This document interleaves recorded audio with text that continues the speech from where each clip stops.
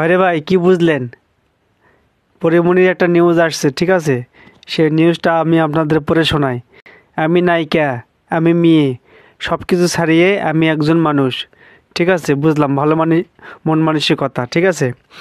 আর আরেকটা নিউজ দেখেন, এবার পরিমণি ইস্যুতে শেখ সাদির ভিডিও বার্তা, ঠিক আছে। তাহলে পরিমণি এই কিছুদিন পর পর পরিমণির গেরা ওঠে, ঠিক আছে। এতদিন ভালো ছিল, আওয়ামী লীগ সরকার চলে গেছে, এতদিন ভালো ছিল, তো হঠাৎ করে আবার গেরা উঠছে, নতুন করে আকাম শুরু করে দিচ্ছে, ঠিক আছে। এই ভিডিওটি দেখুন, তাহলে বুঝতে পারবেন। আর কিছু কিছু সাংবাদিক আছে, ঠিক আছে, এদের এই পরিমণি হাঁকতে গেছে, মুততে গেছে, পরিমণি জ্বর হয়েছে, পরিমণি ওই যে রসমালাই রান্না করে খাইছে, এগুলা ভিডিও না দিলে কিছু কিছু সাংবাদিকের পেটের ভাত হজম হয় না, ঠিক আছে। তো তো শেষে একটা কথা বলবো যে এদের মতো মানুষের জন্য আর 10 জন মেয়ের বদনাম হয়।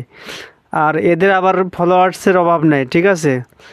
তার কত 17 মিলিয়ন ফলোয়ার্স, যা দেখেন সবাই আপু আপু মানে কলিজা কাটা দিবে, ঠিক আছে। এদের মতো মানসিক সাপোর্ট করে কীভাবে রে ভাই, আমি বুঝি না। আর লাতুপুতু ছড়িয়ে গেছে, ভিডিও দেখলেই বুঝতে পারবেন, ঠিক আছে। আচ্ছা দেখুন, কিছুদিন পর পর সে এসে ক্ষমা চায়, মাপ চায়, ভালো হয়ে গেছে, আবার ঠিকই যায় নোংরামি শুরু করে দেয়।